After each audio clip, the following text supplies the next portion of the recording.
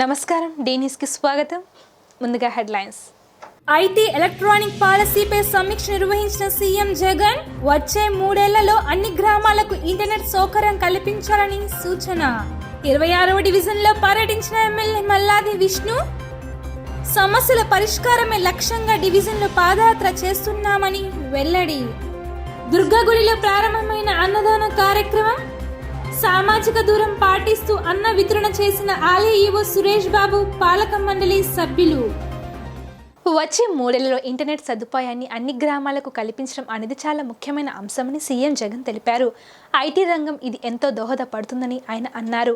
IT electronic పాలసీల అంశాలపైన సమగ్రంగా చర్చించిన సీఎం జగన్ ఇంటర్నెట్ నెట్వర్క్ బలంగా లేకపోతే అనుకున్న లక్ష్యాలు సాధించలేమని తెలిపారు.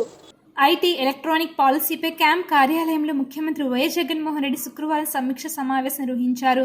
ఈ సందర్భంగా రాష్ట్రంలో ఐటీ ఎలక్ట్రానిక్స్ అభివృద్ధికి తీసుకోవాల్సిన చర్యలపై సీఎం సమీక్షించారు. రాష్ట్రంలో ఇంటర్నెట్ నెట్వర్క్ దుస్థితి, ప్రతి గ్రామానికి ఇంటర్నెట్, గ్రామాల్లో ఇంటర్నెట్ లైబ్రరీ, కొత్తగా వస్తున్న ఐటీ ఇతర టెక్నాలజీ అంశాల నైపుణ్యాన్ని మెరుగుపరచుకోవడం పైన దృష్టి పెట్టాలని అధికారులకు సూచించారు. విశాఖలో ఎమర్జింగ్ టెక్నాలజీ యూనివర్సిటీ పైన సమావేశంలో చర్చించిన సీఎం జగన్ పాలసీలో పెట్టవలసిన అంశాలపై అధికారులకు సూచనలు అందించారు. ప్రతి గ్రామానికి ఇంటర్నెట్ సదుపాయం కల్పించాలని వైఎస్ జగన్ అధికారులను ఆదేశించారు. ఇంటర్నెట్ లైబ్రరీని ఏర్పాటు చేయాలని, గ్రామంలో ఎవరైనా సరే ఈ సదుపాయాన్ని వినియోగించుకునేలా ఉండాలని అన్నారు. అభివృద్ధి, సంక్షేమం రెండు కళ్ళగా భావిస్తూ సీఎం జగన్ ఈ రాష్ట్రంలో పాలన చేస్తున్నారని సెంట్రల్ ఎమ్మెల్యే మల్లాది విష్ణు పేర్కొన్నారు. గత పాలకులు సెంట్రల్ నియోజకవర్గ అభివృద్ధిని విస్మరిస్తే వైసీపీ ప్రభుత్వం పెద్ద ఎత్తున నిధులు కేటాయించి అభివృద్ధి, సంక్షేమ కార్యక్రమాలను చేపట్టడం జరిగిందన్నారు. పేదల సొంతింటి కలను సీఎం జగన్ నెరవేర్చారని అన్నారు. కులమతాలు రాజకీయాలకు అతీతంగా వైఎస్ఆర్సీపీ ప్రభుత్వం పనిచేస్తుందని చంద్రబాబు నాయుడు నీచ రాజకీయాలకు కేర్ ఆఫ్ అడ్రస్ అని ఎమ్మెల్యే మల్లాది విష్ణు అన్నారు. స్థానిక 26వ డివిజన్ మాచవరంలో శుక్రవారం గుడ్ మార్నింగ్ విజయవాడ సెంట్రల్ కార్యక్రమంలో భాగంగా నగరపాలక సంస్థ అధికారులతో కలిసి ఎమ్మెల్యే డివిజన్లో పర్యటించారు.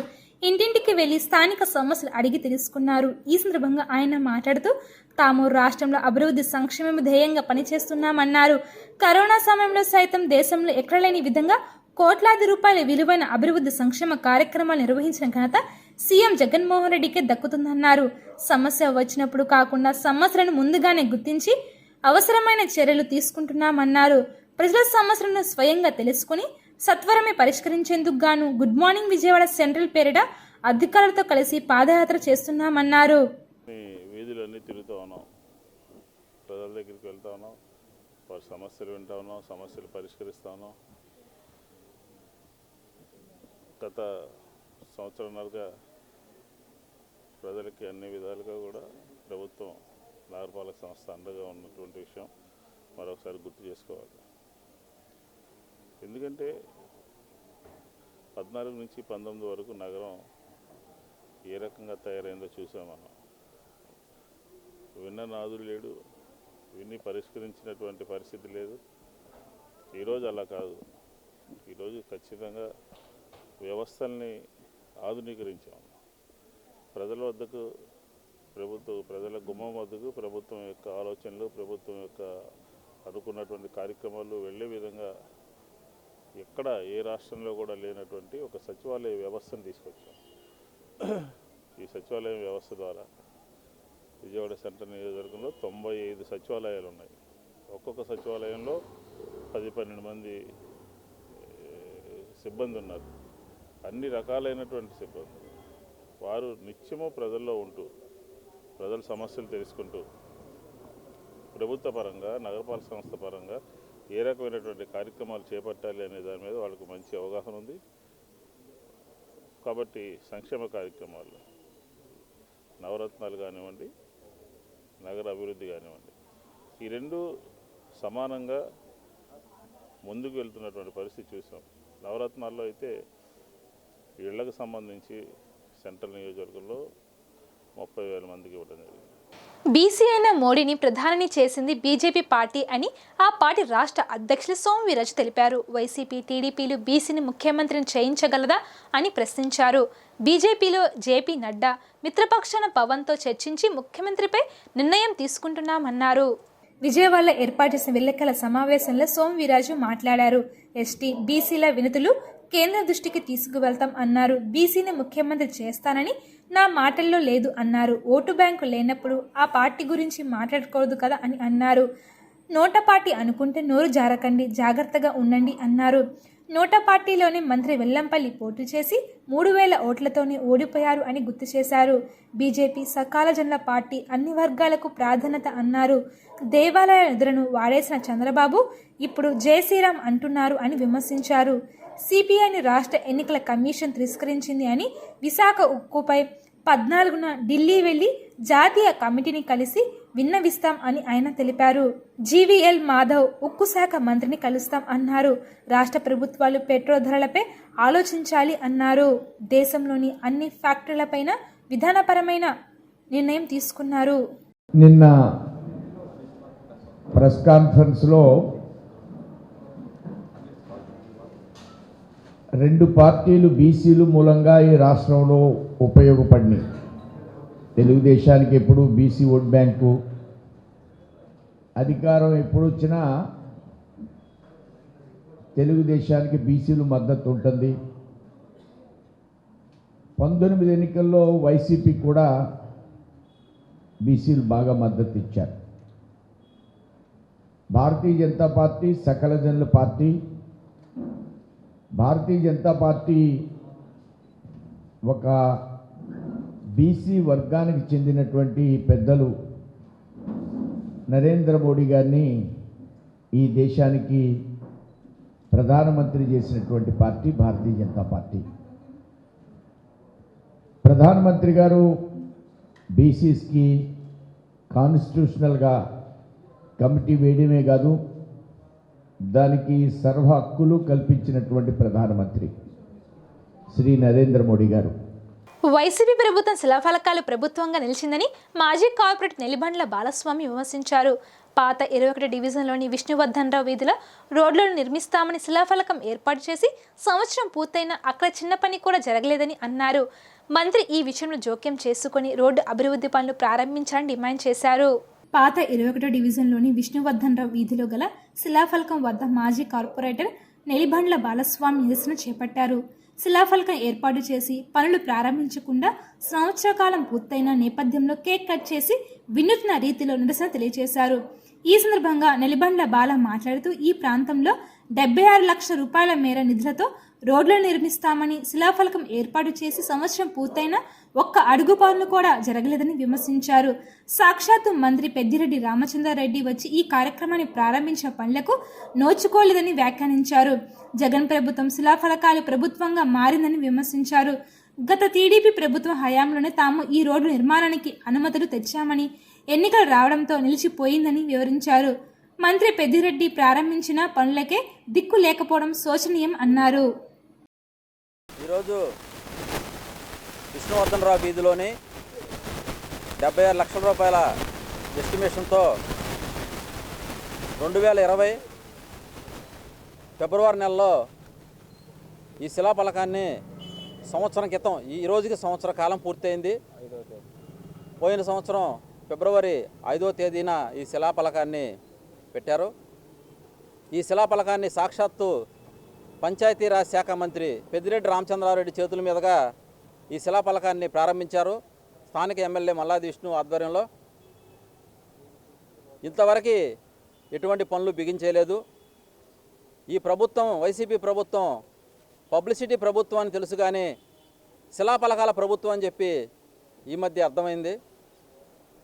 పోయిన సంవత్సరం మార్చిలో ఎన్నికలని చెప్పి, స్థానిక సంస్థల ఎన్నికలని చెప్పి అప్పటికప్పుడు హడావుడిగా ఈ శిలాఫలకాన్ని నిర్మించారు. తర్వాత ఎన్నికలు అయిపోయిన తర్వాత ఇక్కడ శిలాఫలకం వేసామన్న విషయాన్ని కూడా మర్చిపోయారు. అంటే స్థానికంగా ఉండే ప్రజల్ని, గవర్నర్పేట, సూర్యాపేట ఉండే ప్రజల్ని మీరు మోసం చేద్దామనే. వాస్తవంగా ఈ శిలాఫలకానికి పెట్టినటువంటి 4 రోడ్లు, ఈ శిలాఫలకంలో 4 రోడ్లు వేస్తామని చెప్పి శిలాఫలకంలో వీధుల పేర్లు రాయటం జరిగింది.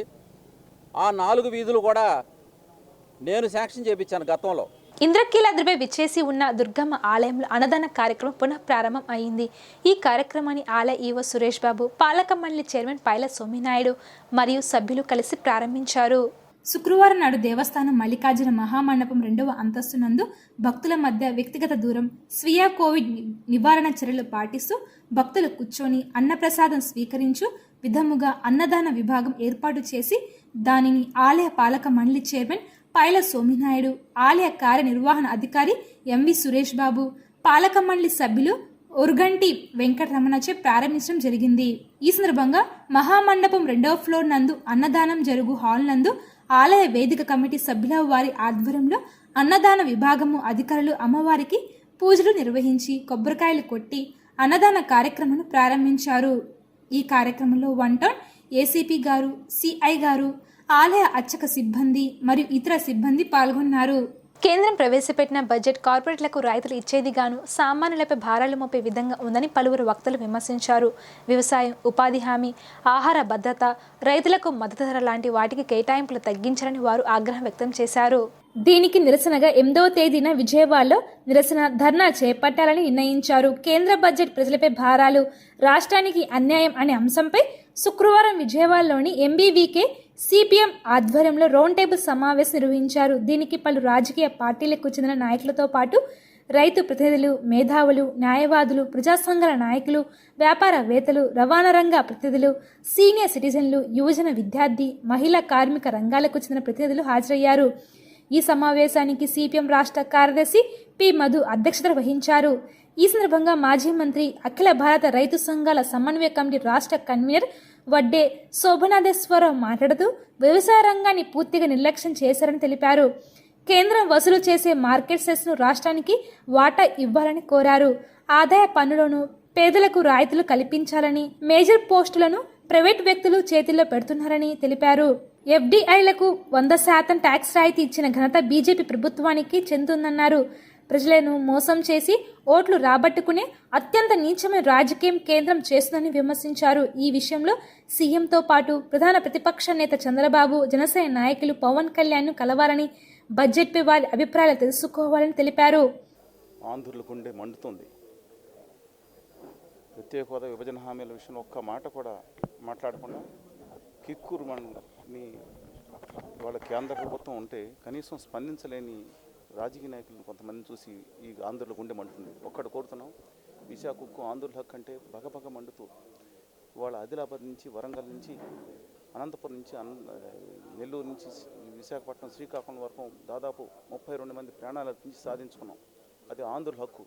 దాన్ని కూడా అమ్ముతా ఉంటే ఎట్టి పరిస్థితుల్లో ఒప్పుకునేది లేదు. ప్రాణాలకు తెగించి దాన్ని కాపాడుకుంటాం. కడప ఉక్కు కోసం, రామాయపట్నం పోర్టు కోసం మేము పోరాడుతాం. కడప ఉక్కు కోసం, రామాయపట్నం పోర్టు కోసం మేము పోరాడుతుంటే ఎంత దారుణం అండి. కడప ఉక్కు రాలేదు, రామాయపట్నం పోర్టు కేంద్ర ప్రభుత్వ రంగంలో రాలేదు. ఇప్పుడు ఉన్నది కూడా అమ్మేస్తామంటున్నారు. ఇంతటి ఘోరమైన పరిస్థితులు జరుగుతూ ఉంటాయి. అదే రైల్వే బడ్జెట్లో అన్యాయం, ప్రతి చోట, ప్రతి దాంట్లో కూడా అన్యాయం. విభజన హామీలు ఒక్కటి కూడా చేసే పరిస్థితి కనపడుతూ ఉండలేదు. ఈ సమయంలో కూడా మనం స్పందించకపోతే ఉత్తర భారత పార్టీలు కొన్ని ఏదైతే ఉన్నాయో మొత్తం కమ్మేస్తాయి. దీని మీద దయచేసి నేను అన్ని పార్టీలకి, రాజకీయ పార్టీలు విజ్ఞప్తి చేస్తాను, దయచేసి పోరాటానికి కలిసి రమ్మని కోరుతా ఉన్నాను. రాష్ట్రానికి ప్రత్యేక హోదా విభజన హామీలు అమలు జరగలేదు. అనంతపురం సెంట్రల్ యూనివర్సిటీ, గిరిజన యూనివర్సిటీ, విద్యా వైద్య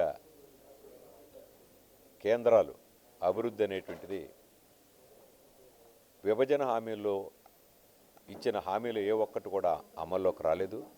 వెనకబడ్డ రాయలసీమ, ఉత్తరాంధ్ర కేటాయింపులు లేవు.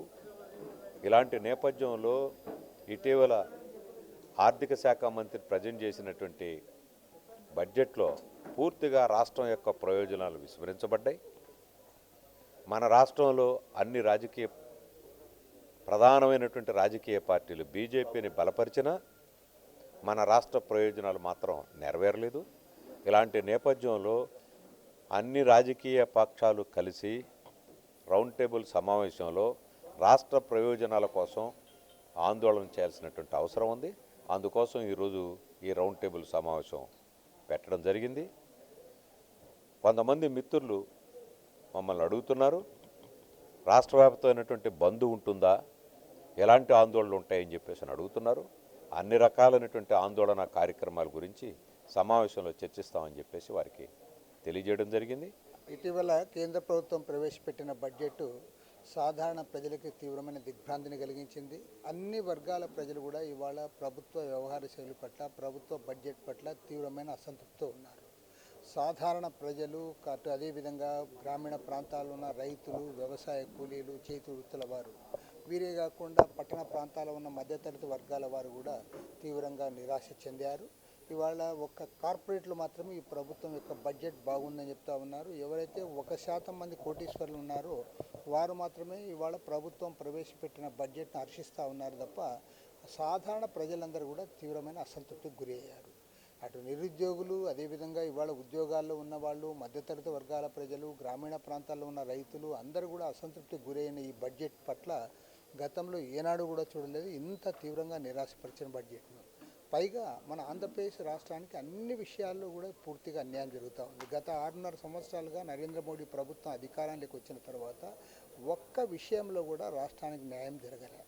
విభజన హామీలు ఏ ఒక్కదాన్ని కూడా నెరవేర్చలేదు. రాష్ట్రానికి ప్రత్యేక హోదా ఇవ్వలేదు. విశాఖ రైల్వే జోన్ కూడా పక్కన పెట్టేశారు. చివరికి ఇప్పుడు విశాఖ ఉక్కు ఫ్యాక్టరీ ఏదైతే ఉందో విశాఖ ఉక్కు ఫ్యాక్టరీని కూడా ఇవాళ ప్రైవేట్ పరం చేయడానికి వాళ్ళు ప్రయత్నాలు చేస్తూ ఉన్నారంటే 4వ డివిజన్లోని వరలక్ష్మి నగర్లో స్థానిక వైసీపీ అభ్యర్థి గల్ల పద్మావతి విస్తృతంగా పర్యటించారు. ఈ సందర్భంగా ప్రజల వద్దకు వెళ్లి వారి సమస్యను అడిగి తెలుసుకున్నారు.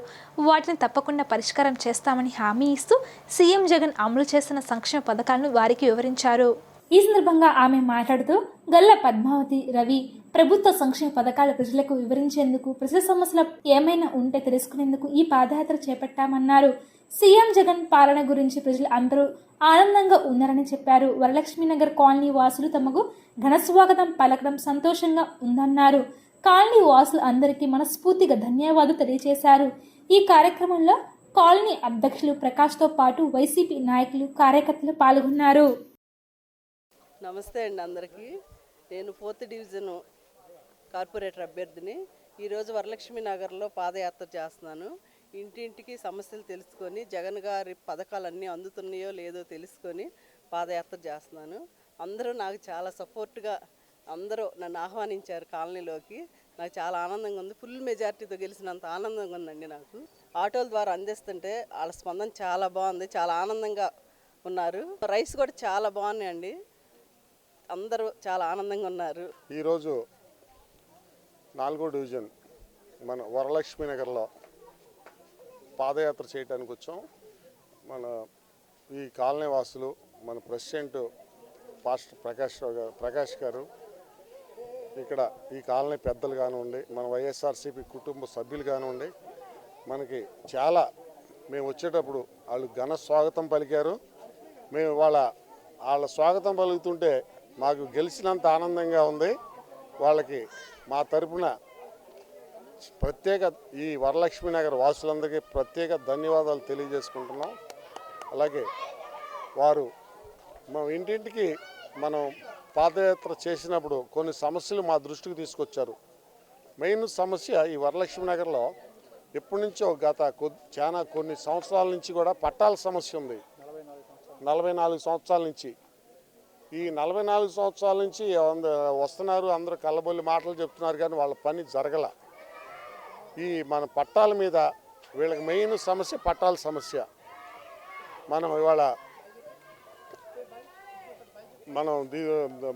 మనం ఇచ్చిన మేనిఫెస్టోలో కూడా వరలక్ష్మి నగర్ పట్టాల సమస్య ఒకటి, వాళ్ళకి కమ్యూనిటీ హాల్ ఒకటి ఆగిపోయిందండి. సగం చేసి సగం పని ఆగిపోయింది. అదేదో అంతకుముందు కొంతమంది కాంట్రాక్టర్లు సగం పని చేసి ఆపేశారు. దాన్ని వాళ్ళు క్లియర్ చేస్తే కానీ మనం ఏదైనా చేయడానికి అవకాశం ఉంటుంది. మనం అయితే ఇప్పుడు చేయకూడదు, అది కూడా వాళ్ళకి తెలియపరిచాను. అలాగే ఈ పట్టాల సమస్య మీద మొన్న మేము ఎంఆర్ఓ గారిని కలిసాం. దేవినేని అవినేష్ గారు పిలిపించి మాట్లాడారు. జీజాంబి చిత్ర ప్రదర్శన సందర్భంగా కళ్యాణ్ చక్రవర్తి థియేటర్ నందు అభిమానులు పెద్ద ఎత్తున సంబరాలు జరిపారు. విజయవాడకు చెందిన ఆర్యన్ గౌర నటించిన ఈ చిత్రం 2 తెలుగు రాష్ట్రాల ప్రజలను అలరిస్తుందని మాజీ కార్పొరేటర్ నెలిబండ్ల బాలస్వామి అన్నారు. జీజాంబి చిత్ర ప్రదర్శన సందర్భంగా కళ్యాణ చక్రవర్తి థియేటర్ నందు అభిమానులు పెద్ద ఎత్తున సంబరాలు జరిపారు. ఈ కార్యక్రమంలో మాజీ కార్పొరేటర్ నెలిబండ్ల బాలస్వామి పాల్గొని కేక్ కట్ చేసి శుభాకాంక్షలు తెలియజేశారు. అనంతరం ఆయన మాట్లాడుతూ విజయవాడకు చెందిన ఆర్యన్ గౌర నటించిన ఈ చిత్రం 2 తెలుగు రాష్ట్రాల ప్రజలను అలరిస్తుందని చెప్పారు. విజయవాడకు చెందిన అనేక మంది తెలుగు చిత్ర పరిశ్రమలో పేరు తెచ్చుకున్నారని కొనియాడారు. అన్న నందమూరి తారక రామారావు ఆశీస్సులతో ఈ చిత్రం విజయవంతం కావాలని, ఆర్యన్ గౌర మంచి నటుడిగా ఎదగాలని ఆకాంక్షించారు. అనంతరం కాకు మల్లికార్జున్ యాదవ్ మాట్లాడుతూ మల్టీ టాలెంటెడ్ హీరో ఆర్యన్ గౌరాను ప్రతి తెలుగు ప్రేక్షకుడు ఆదరించాలని కోరారు. భవిష్యత్తులో మరిన్ని మంచి సినిమాలు నటించాలని ఆకాంక్షించారు. సందేశాత్మకమైన సినిమాని ఈరోజు ఆర్యన్ గౌర మరి మా మేనలుడు ఆర్యన్ గౌర ఈరోజు ఒక మంచి సినిమాని ఈ తెలుగు రాష్ట్రాలకు అందించాడు. విజయవాడ నగర వాసి కావటం, మరి కృష్ణా జిల్లాలో ఎన్టీ రామారావు గారు ఎలాగైతే కృష్ణా జిల్లా నుంచి సినిమా రంగంలో ఎనలేని నాయకుడిగా, ఎనలేని సినిమా హీరోగా పైకొచ్చారో, అదేవిధంగా మరి ఎన్టీ రామారావు గారి ఆశీస్సులతో మరి ఆర్యన్ కూడా, మా మేనల్లుడు ఆర్యన్ కూడా భవిష్యత్తులో మరిన్ని మంచి సందేశాత్మకమైన సినిమాలు తీసి ప్రజలందరి యొక్క మెప్పు పొందుతాడు. ప్రజలందరూ కూడా మెచ్చుకునే విధంగా ముందుకు వెళ్తాడు. విజయవాడ నగరంలోని ప్రజలు, రాష్ట్రంలో ప్రజలందరూ కూడా ఈ సినిమాని తప్పనిసరిగా చూడండి, హీరోని ఆదరించండి. మీ యొక్క బ్లెస్సింగ్స్, మీ యొక్క ఆశీర్వచనాలు రాష్ట్ర ప్రజలు, విజయవాడ ప్రజలందరూ కూడా ఆర్యన్ని మనం గౌరవించి, ఆర్యన్కి మన మద్దతుని, పూర్తి సంపూర్ణ మద్దతుని విజయవాడ నగర ప్రజలు తెలియజేయాలని చెప్పి మనస్ఫూర్తిగా కోరుకుంటూ, ఈరోజు ఈ సినిమా రిలీజ్ మంచి టాక్ వచ్చింది. అందరూ కూడా చాలా బాగుంది సినిమా అని చెప్పి అంటాం. చాలా సంతోషం. ఇలాంటి మంచి సినిమాలు భవిష్యత్తులో ఇంకా ఎన్నో తీసి ప్రజలందరికీ ఒక సందేశాత్మకమైన సినిమాలు అందిస్తాడు. అన్ని రకాల సినిమాలు కూడా ముందు ముందు తీసే విధంగా కూడా ఉంటుందని చెప్పి సందర్భంగా తెలియజేసుకుంటూ, యువ హీరో ఆర్యన్ గౌర విజయవాడ నగరం నుంచి ఉద్భవించిన ఆనిముత్యం. ఈరోజే వారు తీసినటువంటి జీ జాంబియో అనేటువంటి సస్పెన్షన్ థ్రిల్లర్ సినిమా రిలీజ్ అవడం, కేరింతల మధ్య విజయవాడ నగరంలోని థియేటర్లే కాకుండా 2 తెలుగు రాష్ట్రాల్లోని మ్యాక్సిమం థియేటర్స్లో రిలీజ్ అయ్యి విజయవంతంగా సినిమా ఆడుతూ ఉంది.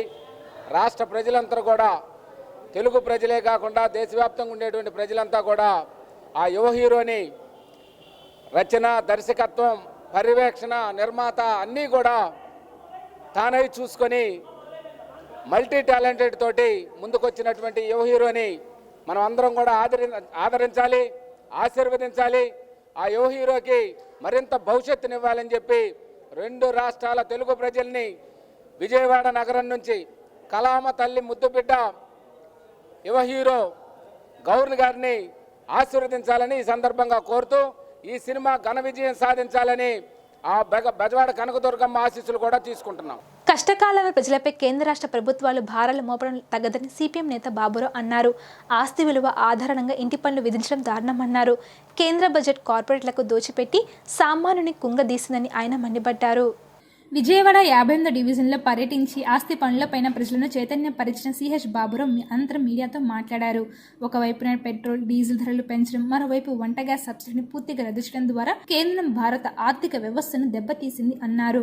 నిత్యావసర వస్తువుల ధరలతో సామాన్యులు, మధ్యతరగతి విలవిలాడుతుందన్నారు. రాష్ట్ర ప్రభుత్వం సంక్షేమ ముసుగులో పరోక్షంగా ప్రజలపై తీవ్ర భారాలు మోపుతుంది అన్నారు. ప్రతి వీధిలోనూ టూలెట్ బోర్డులు కనబడుతుండగా ఆస్తి విలువ ఆధారంగా ఇంటి పన్నులు పెంచుతూ కేంద్ర రాష్ట్ర ప్రభుత్వాలు చట్టాలను సవరించడం మండిపడ్డారు. ఇంటి పన్నులే కాకుండా చెత్త పన్నులు, నీటి ఛార్జీలు, డ్రైనేజ్ ఛార్జీల పేరిట ప్రజలను పీల్చి పిప్పి చేస్తున్నాయి అన్నారు. రాష్ట్ర సవరణలు, జీవోలలో కాకుండా ప్రతి మున్సిపాలిటీలో ఆస్తి పన్నుల విధానాన్ని మారుస్తూ నోటిఫికేషన్లు జారీ అవుతున్నాయి అని ఆగ్రహం వ్యక్తం చేశారు. కరోనా కేసులు తగ్గినాయి కానీ ఆర్థిక స్థితి మాత్రం ఇంకా పుంజుకోలేదు. దానికి తోడు కేంద్ర రాష్ట్ర ప్రభుత్వాలు దెబ్బ మీద దెబ్బతీస్తున్నాయి, ప్రజల మీద భారాలు వేస్తూ ఉన్నారు. ఒకవైపున నిత్యావసర వస్తువుల ధరలు, ఇంకోవైపున పెట్రోలు, డీజిల్, మరోవైపు వంట గ్యాస్ సబ్సిడీని పూర్తిగా ఎత్తివేయటం, రేషన్ డిపోల్లో నిత్యావసరాల రేట్లు పెంచేయటం. ఈ రకంగా ఉంటే కేంద్ర ప్రభుత్వ ఆదేశాల మేరకు రాష్ట్ర ప్రభుత్వం ఇంటి పన్నుని, ఆస్తి పన్నుని ఆస్తి విలువ ఆధారంగా వేయాలని చట్టాలని సవరించడం, జీవోలు ఇచ్చేయటం. దీనితో భవిష్యత్తులో చాలా ఎక్కువ ప్రమాదం రాబోతోంది. మేము దీన్ని విజయవాడ అజిత్ సింగ్ నగర్లో ఉన్న పిఎన్టీ కాలనీలో పర్యటన చేస్తే ఇప్పుడు 3,600 రూపాయలు ఉన్నటువంటి ఒక ఇంటి పన్ను ఈ కొత్త విధానం ప్రకారం ట్యాక్సులు వేస్తే సుమారు 30,000 రూపాయలు అయ్యే అవకాశం, 10 రెట్లు పెరిగేటువంటి అవకాశం ఉంది. మంచినీళ్ళ ఛార్జీలు, భూగర్భ డ్రైనేజీ ఛార్జీలు, చెత్త మీద పన్నులు, ఇవి మళ్ళీ అదనంగా అయితే ఎంత పెరుగుతుందో చెప్పడానికి లేదు. ఇది ఒక్క సంవత్సరం కాదు, ప్రతి సంవత్సరం ఇలా పెరిగేటువంటి అవకాశం కనబడుతుంది. అసలు కరోనా సమయంలో కేంద్రం బడ్జెట్లో రాయితీలు ఇవ్వదు, పైనుండి కేంద్రం భారాలు వేస్తుంది, రాష్ట్రం వేస్తుంది, స్థానిక సంస్థలు వేసేటట్టుగా వాళ్లే చేస్తున్నారు. ఇలా అయితే అందుకే ఈ ఆస్తి పన్నుల పెంపుదల, ఆస్తి విలువ ఆధారంగా పన్నులు వేసే విధానం మీద ఇప్పటికే ఉద్యమం సాగుతూ ఉంది. ఈ ఉద్యమాన్ని మరింత తీవ్రతరం చేస్తాం. కేంద్రం ప్రవేశపెట్టిన బడ్జెట్పై విపక్షాలు అనవసర రాద్ధాంతం చేస్తున్నాయని బీజేపీ రాష్ట్ర కార్యదర్శి పాతూరి నాగభూషణం విమర్శించారు. బడ్జెట్పై ప్రజలకు పూర్తిస్థాయి అవగాహన కల్పించేందుకు రేపు కేంద్ర మంత్రి జయశంకర్ విజయవాడలో పర్యటిస్తారని తెలిపారు. విజయవాడలో ఏర్పాటు చేసిన విలేకరుల సమావేశంలో పాతూరి నాగభూషణం మాట్లాడారు.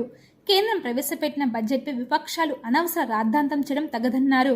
కేంద్ర మంత్రి జయశంకర్ విజయవాడ పర్యటనలో దీనిపై అపోహలు తొలగిస్తారని చెప్పారు. మీడియా సమావేశంతో పాటు మేధావులు, పారిశ్రామికవేత్తలతో ఆయన సమావేశం అవుతారు అని నాగభూషణం వెల్లడించారు.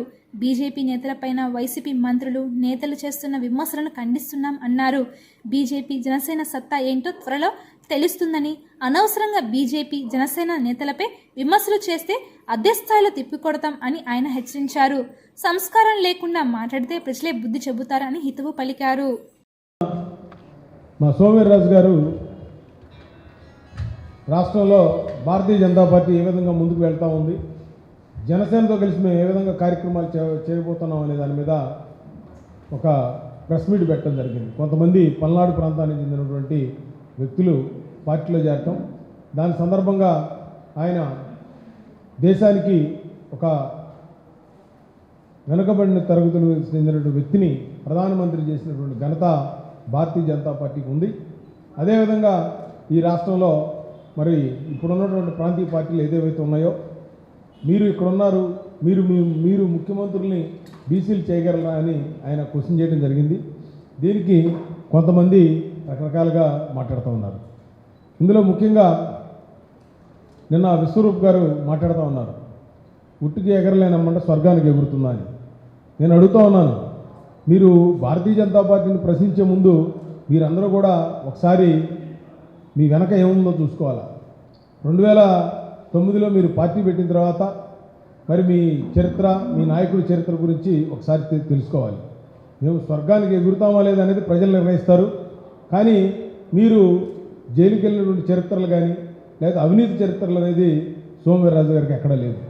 విశ్వరూప్ గారు, మీ విశ్వరూపం మీద ఉంటే మీరు ప్రజల దగ్గర చూపించండి, ఏది పడితే అది మాట్లాడొద్దని చెప్పి ఈ పత్రికాముఖంగా మీకు నేను మనవి చేసుకుంటా ఉన్నాను. వార్తలు ముగించే ముందు హెడ్లైన్స్ మరోసారి. ఐటీ ఎలక్ట్రానిక్ పాలసీపై సమీక్ష నిర్వహించిన సీఎం జగన్ వచ్చే 3 ఏళ్లలో అన్ని గ్రామాలకు ఇంటర్నెట్ సౌకర్యం కల్పించాలని సూచన.